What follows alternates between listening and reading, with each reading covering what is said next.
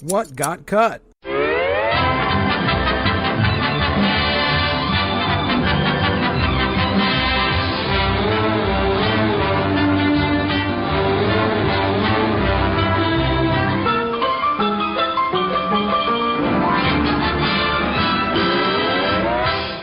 You should see the Green Eggs and Ham series. It's really good. It's not pandering or anything. I loved it. I looked at, while we were doing his read through of it, I think it was then, or maybe it was before that, but we looked at the cast, and the cast was, I mean, if it's the same cast, did they do a Green Eggs and Ham movie? No.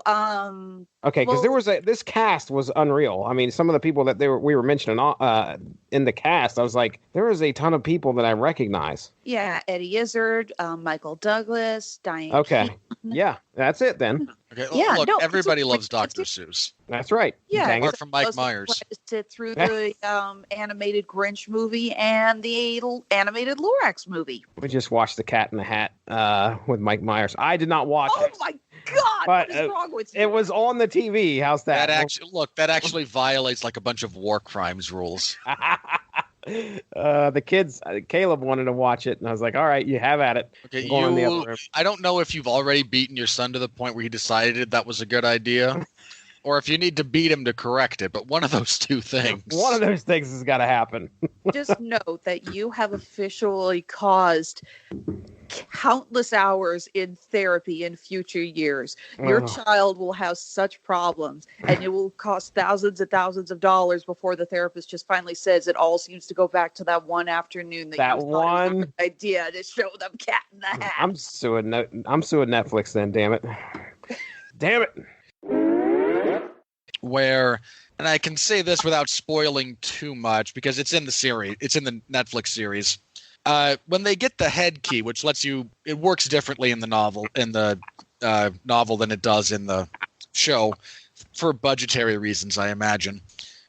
She takes out from her own head both her fear and she describes it as her ability to cry. It winds up being much more than that as time goes on. Okay. And that, radical personality shift, because, hey, if you're not afraid of anything anymore, yeah, she gets a lot more development as that goes on. Dude, if you ever want to have a laugh, look up, what people have been naming their kids here in Utah. It's hilarious. Oh, there's an article now talking about how all these parents are going to be naming their kids Geralt and Yennefer, to which I commented, well, at least they're not naming them Khaleesi anymore. Is this stuff from... No. You have no idea how stupid some of the names... I have a friend who does some substitute teaching at the high school level. And on occasion, he would post just on Facebook, here's your weekly dose of stupid Utah names. And you would not believe some of these names. I still remember when I worked in Walmart in college, we had a posting. Two of our employees were married and they had a baby girl. And they posted a picture and they gave her a first and middle name from Lord of the Rings. I think the first name was Eowyn. And I remember looking and going, yeah, that's creative. And you have doomed this child to have her name misspelled and mispronounced for the rest of her life. Yeah. I made the mistake. Just Aeowyn, right? No, Eowyn. Oh, Eowyn. Okay. So everyone's going to say it's Eowyn. Note to listeners who are expecting, we know you want to give your children unique names, but there's a limit. I mean, we had a small, incident of that with Kira where we spell her name Kiera, and she is always called Kiera. And now Caleb and Colt, no problems. I think we learned our lesson with the first kid. So first one's always the guinea pig. I say that as the oldest child. Spectacular. I say it as growing up as an only child. My kid's sister's adopted, and she came with a name.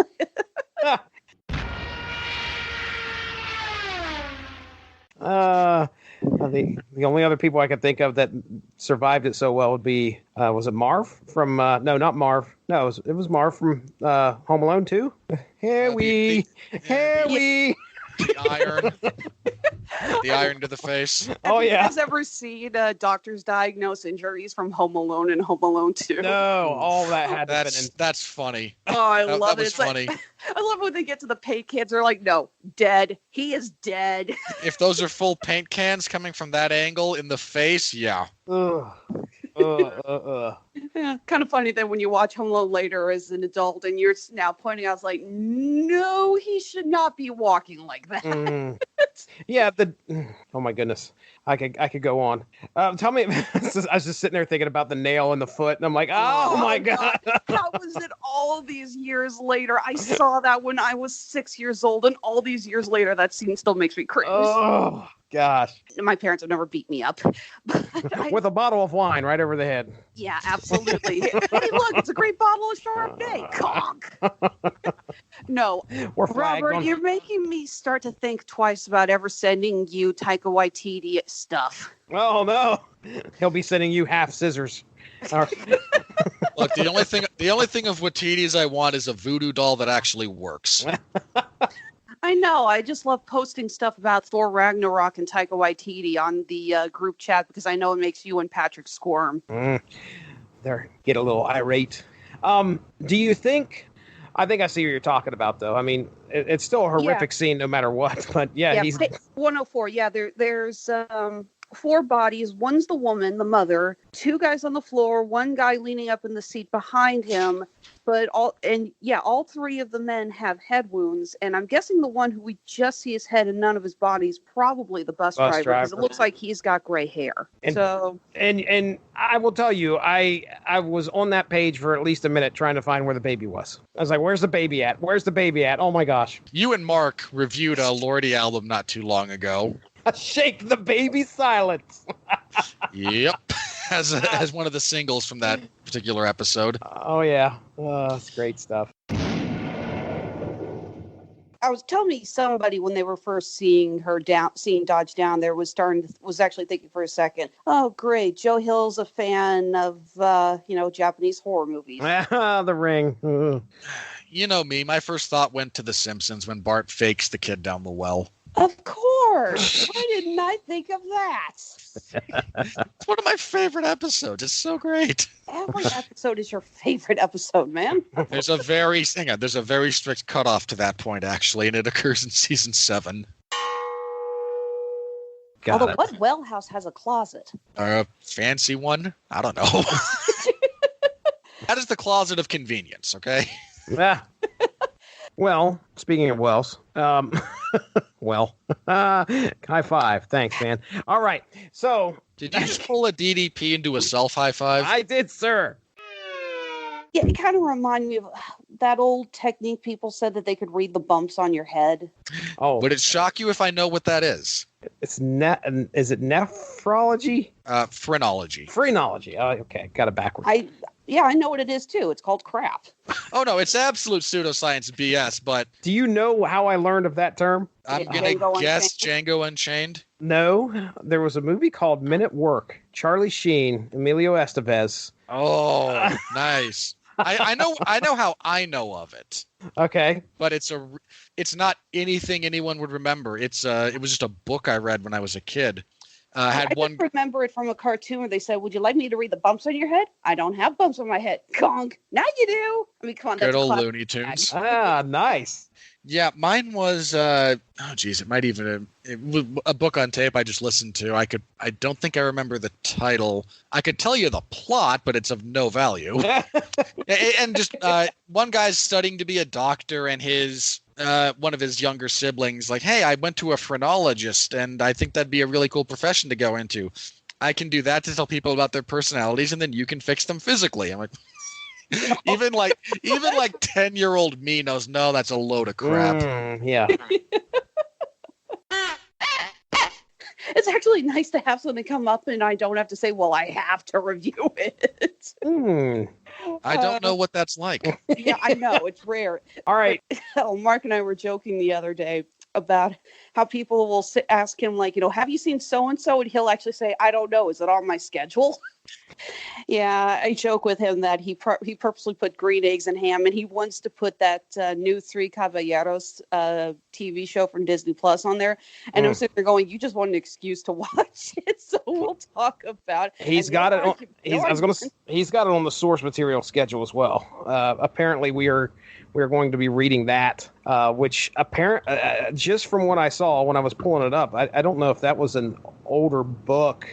What, the Three Caballeros? Yes. The Three Caballeros is a old Disney movie with Donald Duck and we're three caballeros, yes, three caballeros. They say. Yeah. I have no idea what you're talking about. Yeah. If you haven't, oh god, you have to watch some of those old Disney, some like the original Disney. They were movie releases, but they were just like 4 short cartoons.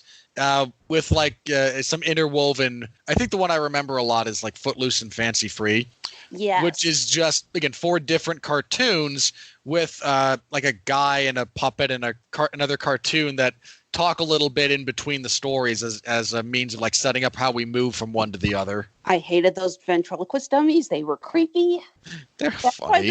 That's why the version of Mickey and the Beanstalk that I always enjoyed did not have the puppeteer. It was a re-release that they did that had Ludwig von Drake, who incidentally is my second all-time favorite Disney character, taking over the narration and stuff. But there's nothing better than that line that guy has with his with his dummy. And eventually they arrived at the castle as they're tunneling through the ground. Then they head plant into it because they can't see, and the dummy just chimes in the hard way. So the Three Caballeros ride again.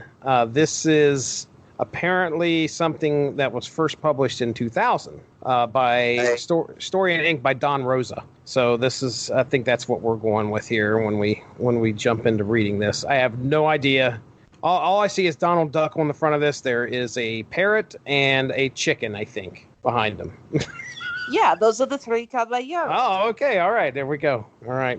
Well, oh my God, there is a book. Their names are Steve, Chevy, and Martin. I like that. I know that reference. Carioca and Panchito Pistoles. All right, then. You're talking to the animation nut here. Remember? That was the whole reason Mark brought me on this network in the first place. That's true. You have an open door to talk about whatever the hell we're going to get in the Three Caballeros right again, because I'm sure it's going to be hilarity. But then I think Mark and I will start singing it because that is one of my favorite Disney songs. Wow, yeah, we got sidetracked there. Damn it, Disney! We'll fix it in post. All hail the mouse. Oh wait, this is actually the one show that has a post-production. I can't make the joke. Will be fixed in post. Okay. You have to leave this in now because I have to say this. Yeah, this is recorded a week in advance just to shatter Mark's illusion of time travel. Oh my gosh.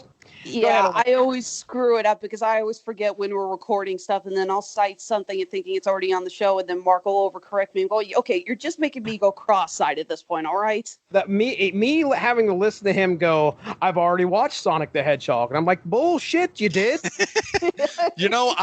I listened to the episode where he did it. Like, I've already seen it. Like, buddy, that would have been really awkward because you're praising it like it was fun for the whole family. Exactly. That would have been really awkward if by the end of that your son was throwing a hissy fit and you had to carry him out. Like, you're lucky that played out the way you said it did.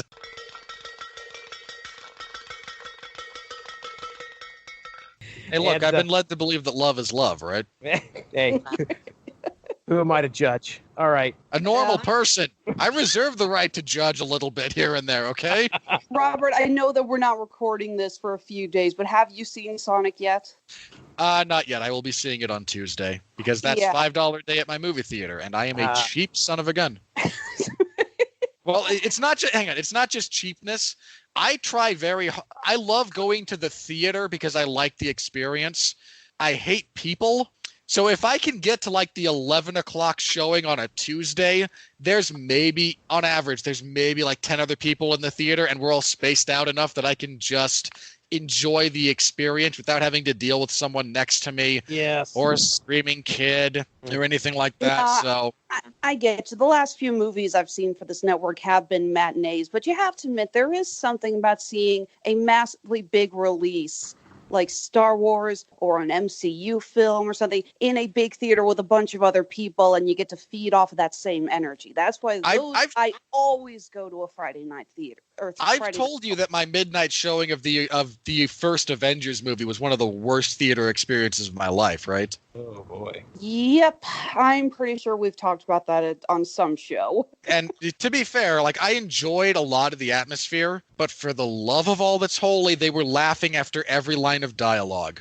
Yeah, I'm trying to remember which MCU recap episode building up to Endgame you talked about this. Well, I don't one of them, but yeah, it was. I mean, no, here's what you want to know what really kills me about that? Because I saw it midnight. I went the next day, I think, with my family because, look, I was crazy, and sure, I'll go to a midnight showing. I actually wound up in an earlier showing than I intended to go to. Some other people, big megaplex, had bought tickets for. It was a couple of teenage girls. They'd bought 2 different tickets in different theaters, and since I was like the only person alone in the theater that I was sitting in, they kind of came and said, "Hey, would you mind swapping so we can actually sit together like we planned to?" So I got into a show that started 10 minutes earlier. But nobody, not a joke, I don't think anybody in that theater that I was in caught the line puny god from Hulk because they were just too busy laughing after he ragdolls Loki. Oh, jeez. Well, let's face it, that scene never gets old. It's a great scene, but I mean, I heard it because I wouldn't say inordinately good hearing, but I have above average. But everyone around me, as soon as Hulk walks away, and they know he says something, but there was this audible wave of, wait, what did he say, that swept through that theater after that moment. Like, well, if you'd shut up, you'd know. Well, I'm on both sides because I did hear that, but I'm not going to lie. When he freaking... Actually, that now there's a phrase in different fandoms where I've heard where he got Loki'd off his soapbox. I love that. I'm not going to lie. I was almost screaming with laughter. I just thought that was brilliant. Most awkward, I was going to say the most awkward theater experience for myself was pretty recently when I took my son to go watch Shazam. Full theater. Now, I don't go to the movies very often, but it was a full theater, and the theater had reclining seats, okay? I felt very awkward laying beside a man watching a movie. Yeah, if you go to the places with the reclining seats, which are very nice, make sure make sure that armrest does not move up and down. There's articles about them wanting to put beds in. Oh, right. I'm guessing like full reclining seats that go all the way back or whatever. But I looked at them and like, well, hormonal teenagers already sit in the back of the theater for one reason or one reason only. I guess they're just taking out the middleman. Might as well. My goodness. You know what really kills me about those? Sitting on a bed is terrible for your back. Oh.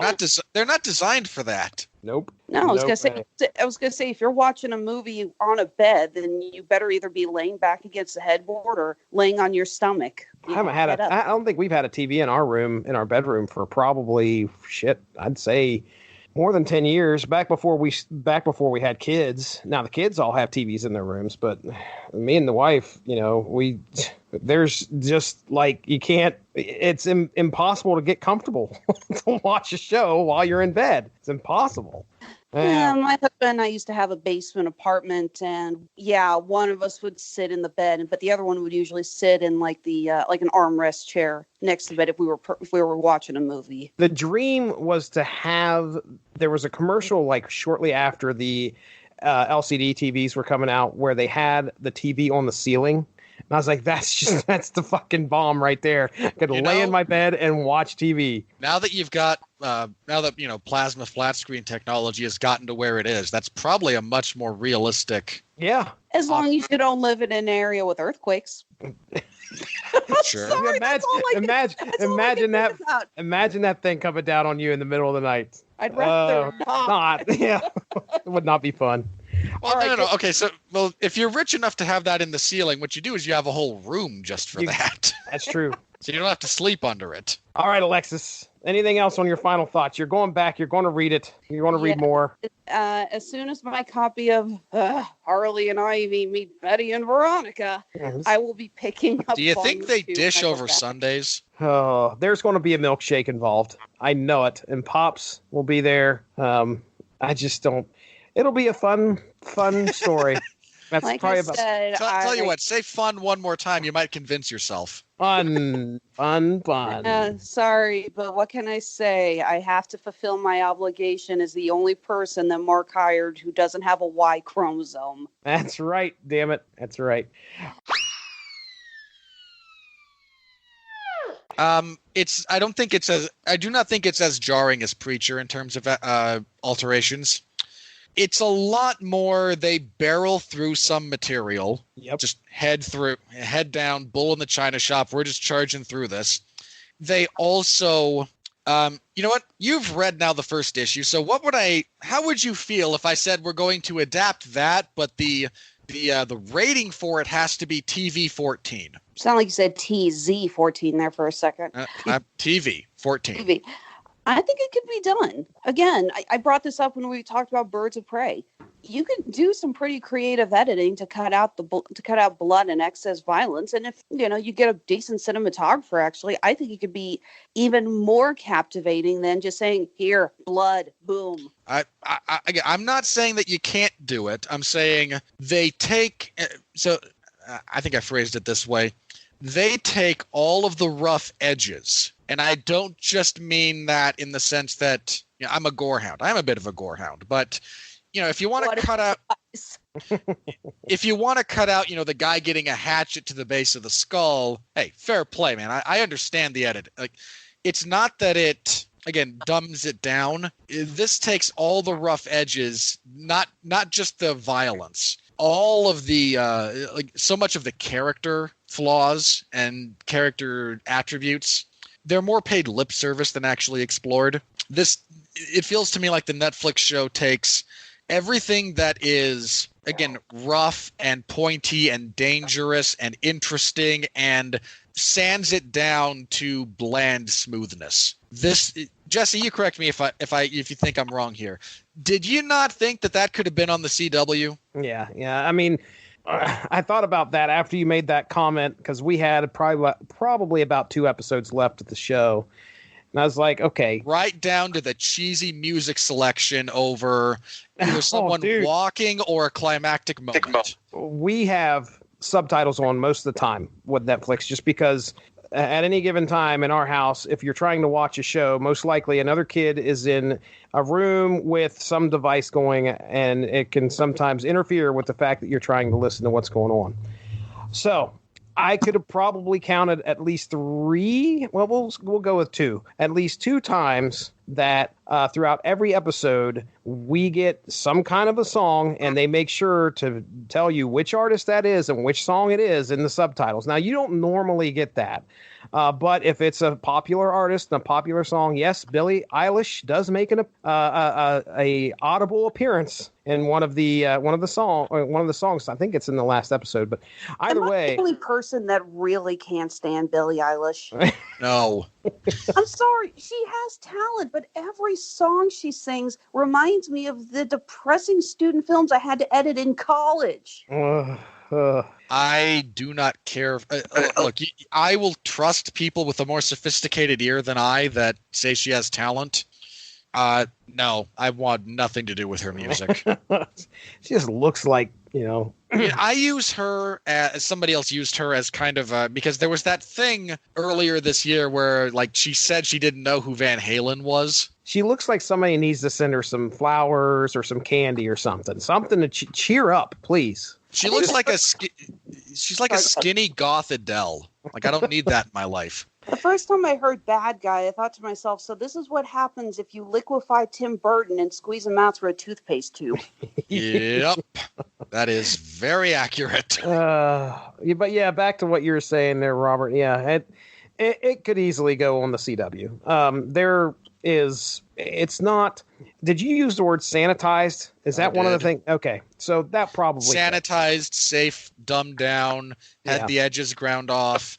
Just everything about it still has a lot of the same bones as this story, but it's like you fed it through a machine that said, hey, let's appeal to 12-year-olds. Yeah, they're obviously aware of the market that this would most likely appeal to. And unfortunately, I would rather it be more oriented to the horror side of things. That series runs screaming away from the fact that this is fundamentally a horror story. Yeah. Well, we'll be talking more about that on TV Party Tonight, which I am a part of tomorrow. How's that for your time travel, Mark Radulich? Just like Robert, did you play Sonic games? Some.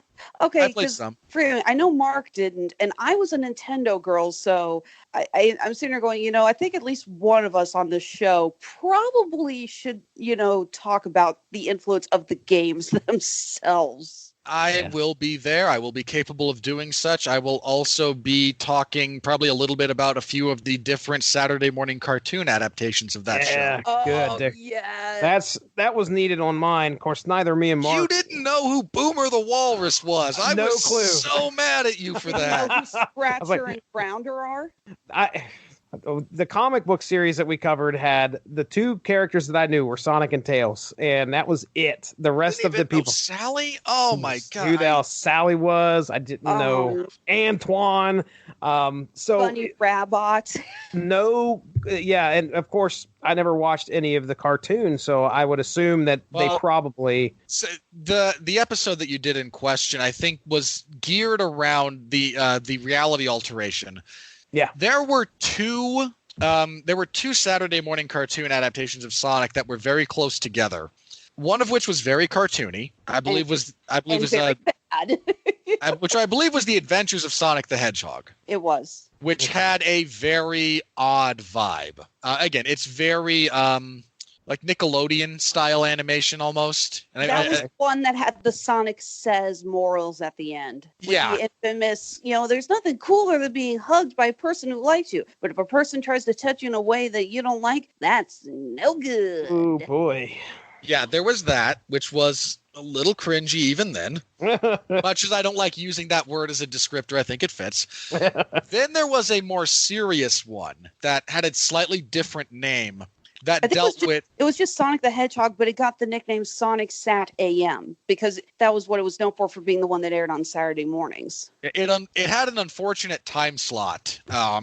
It went up against that one might have been one that went up against Power Rangers. Oh, well, it's screwed. Yeah, I was going to say that's probably pretty rough if this was back in the 90s. It only got one season. Okay. But it was good. It was a much more serious adaptation. It dealt with a world that Robotnik had already taken over. Sally was the princess in quest, was like part of the royal family that had ruled before Robotnik showed up and turned everyone into robots. Mm. You also get Jim Cummings doing the voice of Robotnik, and anytime he voices a villain, oh my god, he's amazing. Jim Cummings? Yeah, that series was a lot more serious. That's where Boomer the Walrus comes from. He's their kind of mechanics guy. That's the series that has Sonic's grandfather has already been turned into a robot. It's a lot more serious. Not to say that it's a Saturday morning kids show. There's only so serious we're going to get here. Yeah. But it is much more serious. There was the Sonic X series. Sonic Underground. Yeah. I don't know all of them like in and out, but I'm loosely conversant, I think, in most of those. So I will be able to at least somewhat touch on a variety of topics when we get into that. I played some of the games. I tried playing some of the games, but I can never get through them. And I still go into the fetal position whenever I hear the music that Sonic is about to drown. Oh my gosh. Yeah, Womp, womp. That is trauma. That music is traumatizing. Yeah. If nothing else, you should look up like speed runs of the Sonic games. Because it has especially like the original 3 to 4 games have some of the best soundtracks ever. Like they're just so great. No, I always like the game or the video of the Game Grumps playing Sonic 06, and one of them just finally hits his breaking point. That is not a good game. No, it's not. But he just it's so funny because this quote is taken out of context all the time where he goes, you have to ask yourself, how much am I willing to put up with for one day? And everyone just makes it sound like it's so, great and calming and everything. But if you actually watch it, he is screaming this because he cannot get past this level. Yeah, that is not the sound of someone. That is not the sound of a man with a mantra to help him deal with tough times. That is a man at his breaking point going, this.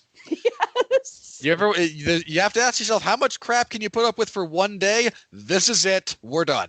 Yeah, exactly. I love that clip. So I've played some of them. I've played I think the first 3 to 4. I skipped a lot of it. I haven't played a tremendous amount recently, but I enjoy the Sonic. I enjoy the Sonic games for what they are. They're frantic, speed-induced, precision mayhem, and that's a lot of fun. Yeah, it is. I just beat Sonic Mania a couple days ago. I think it was Saturday.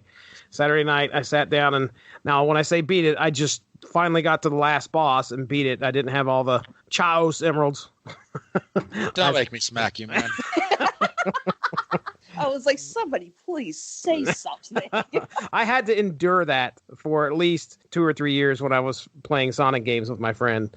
It was, you don't have you got to get the Chaos emerald. You got to get the Chaos. I'm like, what the hell are you saying? Did he also say Illinois and Salmon? Illinois. I'm the sorry, supreme irony for that. That's a pet peeve of mine that I just want to strangle someone whenever they say that. Well, I mean, the supreme irony being the way that's actually pronounced in the original French is Ian-Wa. Oh, wow. All right. We finished the plugs, man. We got on Sonic.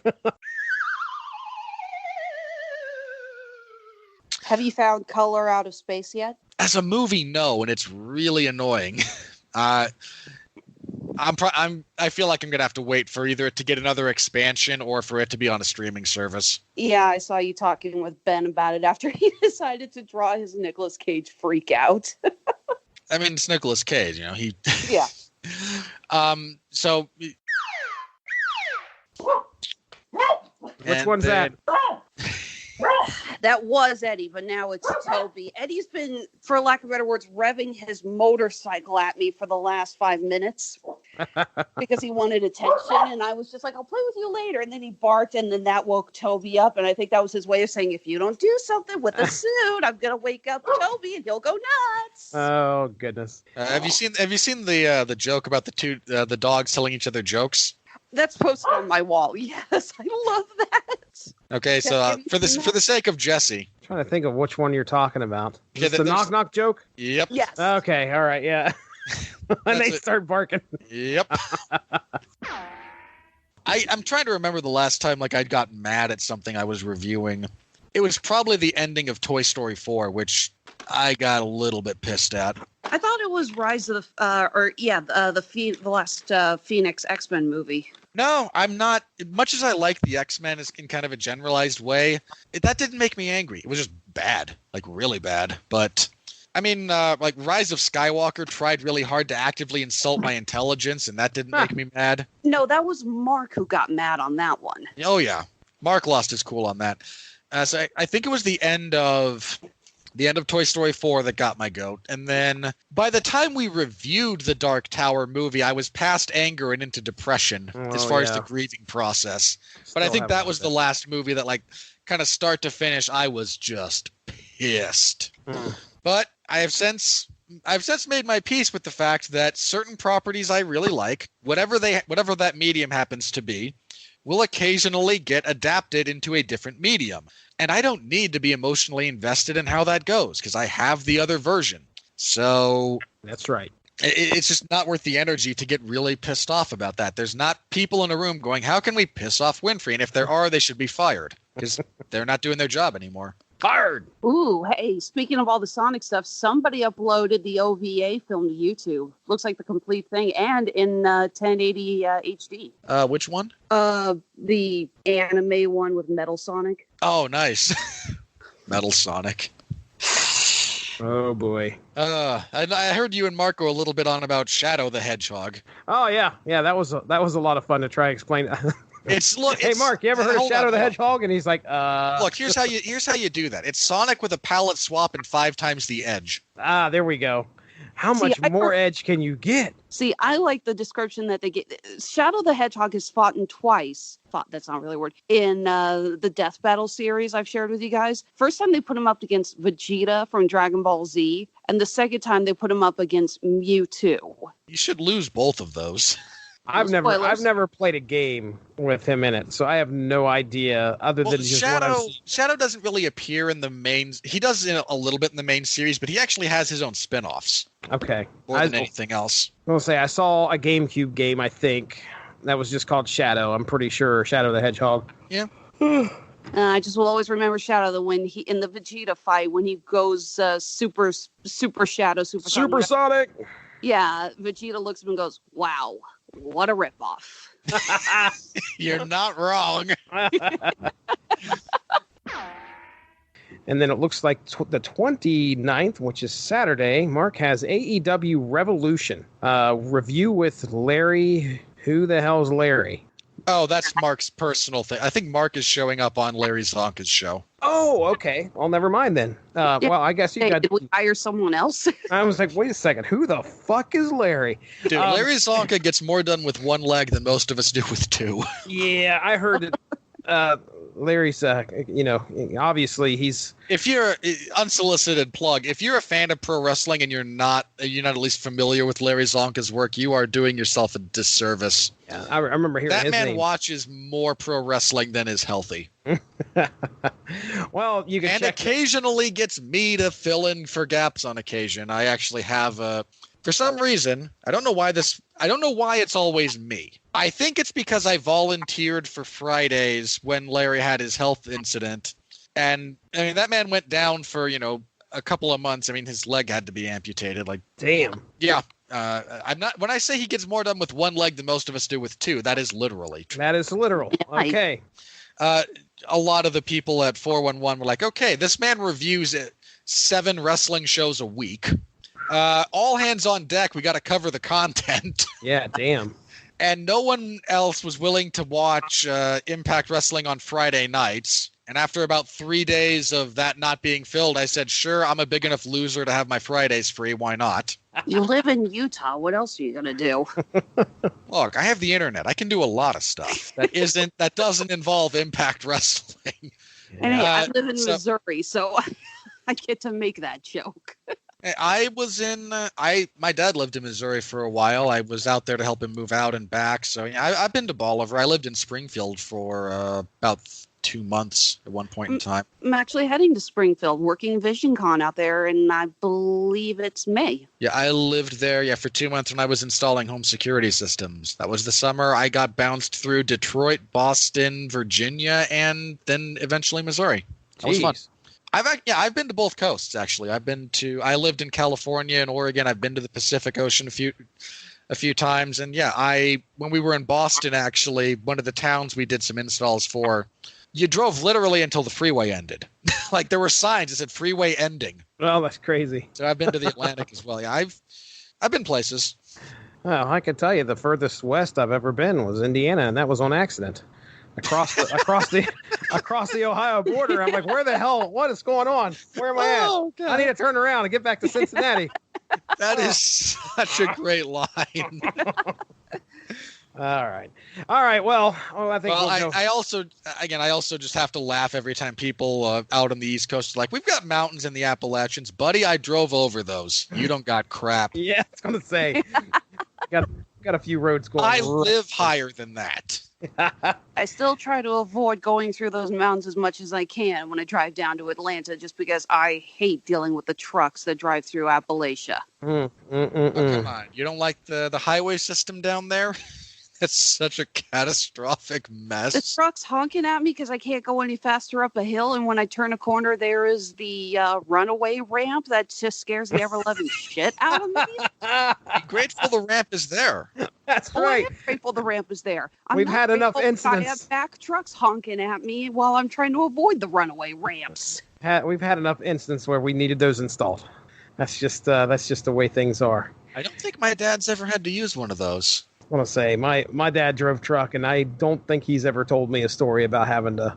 But I remember asking him one time, and basically that's just because if the brakes go, you need to go somewhere. You got mass, and that ain't slowing down, man. That's right, dude. You got to go somewhere. You gotta figure out a way. First time I drove down to Atlanta, we went through the mountains. It was me and another con vendor. We took her car, which was a PT Cruiser, and we loaded up with both of our stuff. And the car was so freaking overloaded in the back that going up this mountain, we couldn't do more than 50 miles. And we're like, flooring it, and we can't get higher than 50 miles an hour.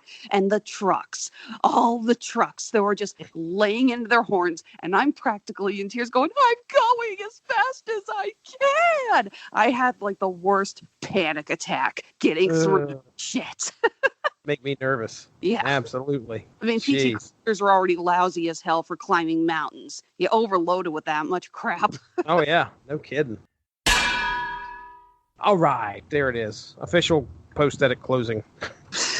Sonic the Hedgehog, I legitimately cut 20 minutes out of that show. All right. And that does not surprise me at all. 2 minutes of that was worthy. It was gag reel worthy. I mean, the rest of it's me and Mark BSing about whatever. But bestiality. That didn't know. That conversation lasted what you heard, sir. Oh, you want to? Okay, for the record, I don't know that this will ever come up for you, but because I know this, I can't even necessarily remember how I know this. Uh-oh. If you're looking up bestiality, there's BEST-ality, okay, and there's BEAST.